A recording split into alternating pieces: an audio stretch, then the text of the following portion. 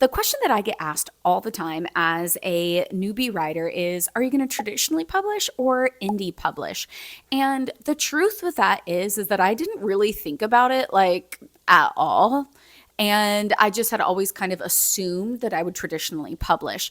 But the more that people have asked me that, the more that I've watched AuthorTube, I'm like, this is actually a decision that I need to think about and weigh some options and really truly decide, not just assume. So today I want to talk about what did I look at? What did I research? What did I find? What are my thoughts on should I traditionally publish or should I indie publish? And then I'm going to share with you, of course, what did I decide to do?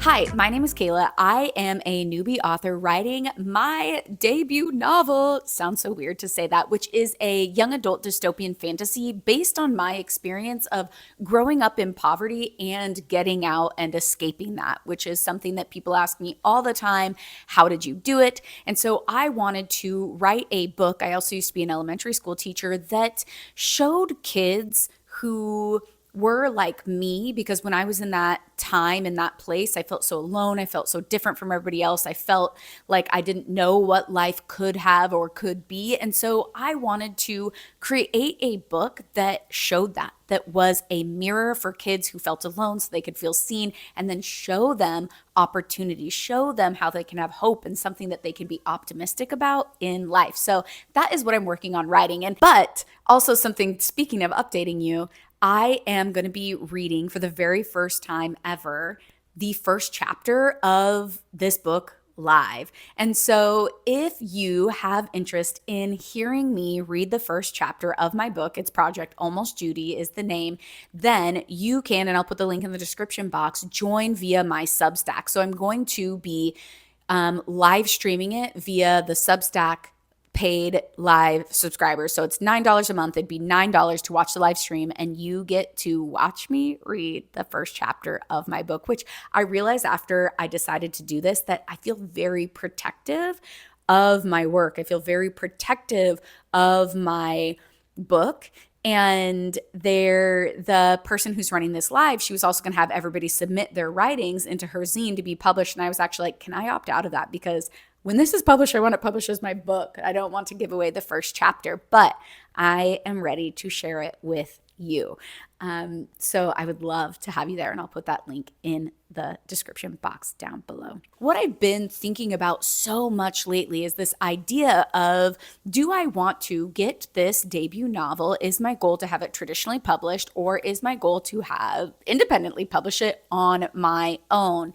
And I think that I've surprised a lot of people who know me well by saying that I want to get it traditionally published, because I think that part of that goes against just like the ways that I generally have done things in my life. And so I think that if I were on the outside looking at me, I would have guessed that I want it independently published. And the reason why is because I very much, in everything that I've ever done, have like broken all the rules and done it my way. And that's very much like the way of the independent artist, creative writer person. And my husband is an independent musician, is a hip hop artist.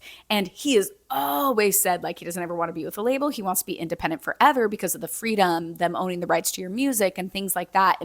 And I've always like, yeah, that makes so much sense. So this is basically in my mind how I differentiate, or what I'm basing my information and my choices off for either choosing traditional or indie publish. And if you are watching this and you are also making that choice for yourself, or maybe you've already made that choice, I really, really, truly want your thoughts in the comments. Like, I want the comment section of this video to be so full that everybody can read and hear experiences. If you've already indie or trad pubbed, like, put that in the comments so that we can learn from your experience below, because I think what's really important is that the community as a whole informs each other of our experiences, so that we can learn together and make this whole like AuthorTube and writer community better as the world goes round. But when I think about traditionally publishing, I think the biggest things to consider there in terms of pros are they are connected.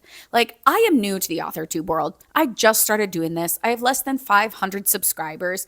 I don't know a ton of bookstore owners. I can't call the CEO of Barnes and Noble and say, hey, put this on your end cap this weekend. Like, those are not connections that I have. And I think that the big five, publishing, and other larger publishing companies or people who've been in publishing for a long time, they've got connections. So that's obviously a huge plus to getting traditionally published. The other thing with that is traditionally published, the publishing company knows what they're doing. Not only do they have the connection, but they have connections because they have so much experience. Like, the publishing companies that have been around for decades and decades and decades. And I've been writing a book for 6 months. So I don't have as much experience. And anything with me, if I were independent publishing, I would have to just rely on myself, which, one, again, I'm like very scrappy and I've made so much shit happen. So that is not something that is very fearful, but I'm just saying that is a pro when it comes to traditionally publishing. I think another thing about traditionally publishing is that how I imagine it is support. You have an agent, you have an editor, you have a publishing team. Like, I really like that idea of feeling buy-in, having meetings together, planning things, etc. And that's really valuable. I think about getting my book into many different places. Like, a pro is that, like, right now I know that, like, Portland, Oregon, where I'm from, New York City, Brooklyn, where I am now, I don't feel a type of way about, like, getting books in bookstores in both of those places, getting books in hands for those people there. But places like Indiana, Omaha, like Bozeman, Montana, like, there are so many places, even like Florida, like, there's so many places where it's like, I don't know that I would be able to just get books in there, or like I would have to sit and really plan out a plan and things like that. And traditionally published, again, if they can call it Barnes & Noble is everywhere. So then, like, and in fact, Mr. CEO of Barnes & Noble, put it on your end cap, but put it on your end cap in these 15 states, which have the highest sales for this style of book. That's another thing. They just know stuff. I went to an event called Publish Her, and there was a woman there who began from the ground up. She now runs the 6th largest global publishing company. It's called Booksource, Crowdsource, Booksource. And what was so cool that she shared is that she has so much data that her authors that they publish actually are so much more successful in the market because she was a statistician before she got into publishing. And so she's able to be like, these are the book covers, they're going to crush it. These are the book covers that make people want to pick it up. Like, she doesn't make the authors do it, but she gives them all of this data that makes them more successful. So again, that's something that a traditional publisher could offer me that I would not be able to just have on my own. Then, of course, there is that beautiful idea of an advance. Like, who doesn't love the idea of somebody loving your book so much they just give you a honking $25,000 now, $25,000 more later, another $25,000 after that, and then a final $25,000, and then you build royalties after, right? Like, who doesn't love that idea of, oh, if I got that money, I would just be able to sit with that money and write with that money and not have to work so many other jobs. I wouldn't have to, like, take as many clients, et cetera, or I'd be able to use that to throw a book party and things like that. So I think there is that idea of traditionally publishing, they take the financial risk for your book. And I think that that's cool. I think that's really cool. One of the things that people always ask me too, and I looked it up to make sure, but you don't have to pay back. Like, I think in music, and my husband, I think when we described and when you talk about labels, like, I think you do owe back money. But in traditional publishing, if your book doesn't sell, which is not what we are wishing, that is not the energy we're bringing in anywhere. But if your book doesn't sell, they take the loss and you don't owe back. Like, let's say your book advances $100,000 and you only sell $96,000 profit worth of books, like not counting the printing and all of that. You don't owe that last $4,000 back to them. You still get to keep your $100,000 advance. Like, that's the risk that they take. So I think that sounds like a good deal. Also, I feel like, why would you want to pass that up? So then why would you indie publish for all of those things? On the complete other side, like one of the first things for me, of the reason why indie publishing would be why it's so desirable, is the first thing is speed. Like if you think about all of those things, because a traditional publisher is getting your book in so many different states and they're calling all the people they know, they're talking to all of their connections, you have a whole team, it's like everybody's there. That slows everything down so much. The way that I have moved in creating the businesses that I've had and making my businesses successful is I am a fast action taker. And if I were to indie publish, I could fast action my way to selling thousands of books. And I do believe that. I 100% believe that. And I think the thing that's really powerful for me in that way is being able to move quickly keeps my motivation up. It keeps my energy up. It keeps my creativity up. It keeps me going and going and going. Where it's like, if I have to wait, I start to feel this like caged in, and then I start to like doubt, and then my brain starts to kind of like turn into what I call a tizzy tornado, and like all of these thoughts, and it just gets in the way, slows me down, and then I have to get through that before I can continue moving forward. And so I can see how independently publishing would just be like this big ball of momentum and speed, which I love in getting stuff done.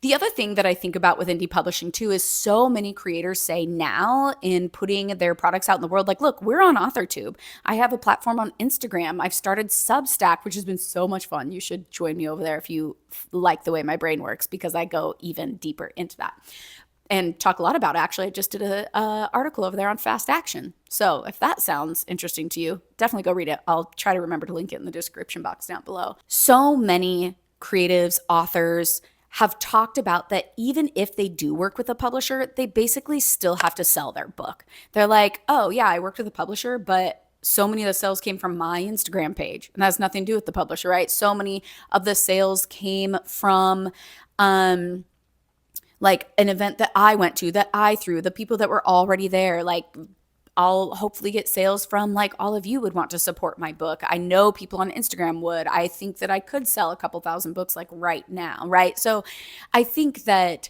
that is one of the things that does feel almost like a pro/con, is like you're already going to be putting in the work no matter what. You might as well put it in and then not give someone else a percentage of what you're doing. Like almost like a lot of creators kind of seems like that they would choose indie publishing because they're like, I'm not going to work so hard to pay a publishing company when I could just take it all myself.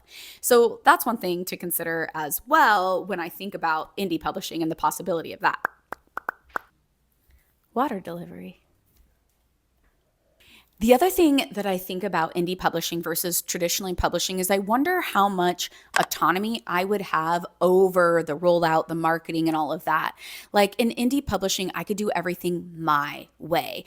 And to be honest, like one of the things that I probably did in another life was be a host or an event planner or something like that, because I can throw a damn good party. Like every year before we moved to New York for my birthday, every single year in Portland, we would have tons of people come over and we would throw a costume themed party. We would decorate the house for like 2 weeks or like time leading up. We'd all come in costume. Everybody would come in costume. We'd make games and all of that. And like, that's how I want to throw no matter what my book launch party. So just like be ready to show up. You are absolutely invited. I cannot wait to do that. And even for my birthday, we would invest a lot of time and a lot of money. Frankly, like my birthday, we used to spend more than $1,000 to throw my birthday party for other people.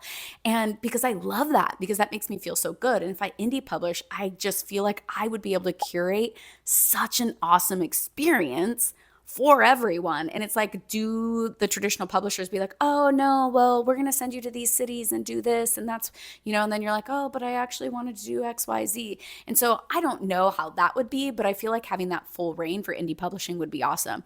And the other thing too, is like with independent publishing, I've created 2 6-figure plus businesses already. Like that gives me belief and evidence that I could sell a book and sell it well. And like, obviously my marketing had to be on point in order to do that, to sell the result that I could help people get and then give them a really good result so that they referred more people.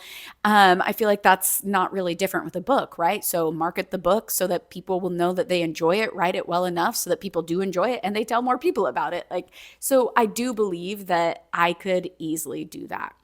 So when I think about traditionally publishing and I think about independently publishing, they both have so many pros, and the cons are really like just the opposite things on the other side. Like this one, you independently publishing, I would need to front all my own money. Like traditionally publishing, then someone else would front the money and take any losses. On this side, I get more money if I front that. On this side, I get less money because I have to give them that thing. On this side, I do it all on my own and have full reign of what I would want to do and create for my marketing and my promotion. On this side, I might not have full reign, but I got connections with lots of other places. The last difference that I really feel exists is that traditionally publishing, and I want to say, I hate to admit it, but I don't hate to admit it, has like a prestige about it.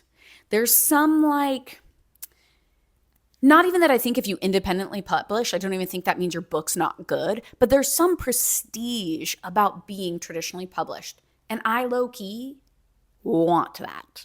I want that prestige. So when I think about that piece in it, and I think about the pros and cons and how I see benefits on both sides, I think that right now, what my plan is to traditionally publish. Like that's my goal. My first instinct was correct. Even after like analyzing it, going back and forth, making these lists, I want to traditionally publish.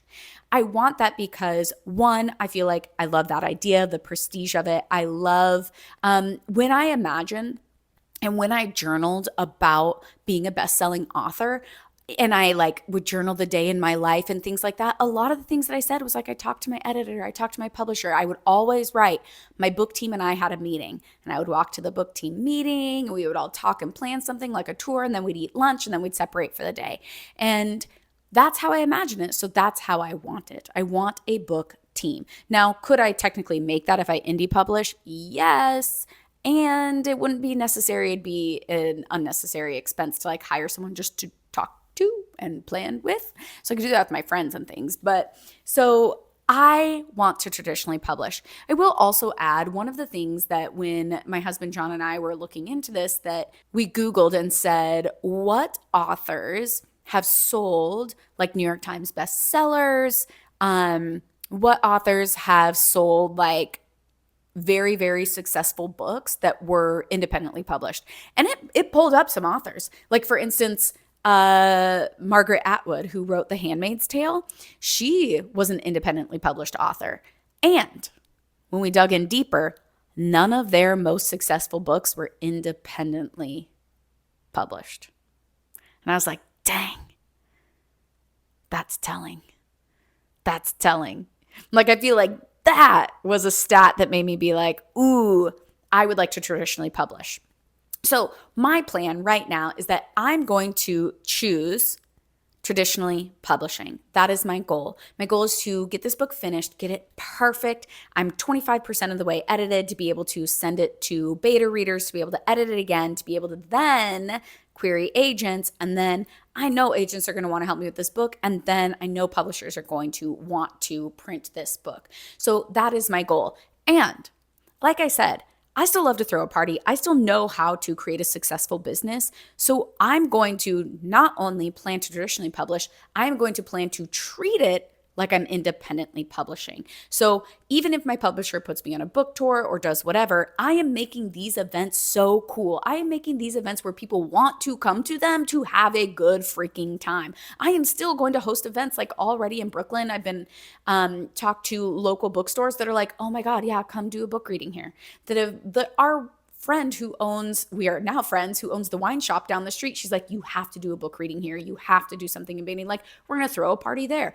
I already have those things in mind. So while I'm traditionally published, I plan to, and I'm not going to complain about it. I'm going to love and enjoy being able to market in a way that I want to, while still getting the experience and the help from the traditional publishing team. So that's the way that I'm planning to look at it right now. I think for me, the hardest part about all of that is the speed. But then I realized that the speed for me in this moment isn't actually even the route to make it traditionally published. It's really just how much I want to be thoughtful about this book and like create something really, really beautiful and really, really amazing. And I feel like that's the thing that's taking more time. If anything, it's the fact that I am still working with my other clients and other businesses, and like creating the other funds and stuff that would be quote unquote slowing me down. But I am so excited about this journey. I'm so excited to like admit that out loud, that I want to traditionally publish, and that that's the plan for this book, which I'm calling Almost Judy. I almost just said all of the titles. Comment below if you're ready to hear all the titles of the book. I need to update y'all on some things. I'm so excited. But I am so excited for this journey. I am so excited to get this book created and done. I've had just like every day it goes deeper and deeper and deeper, and I cannot wait to get the book in your hands.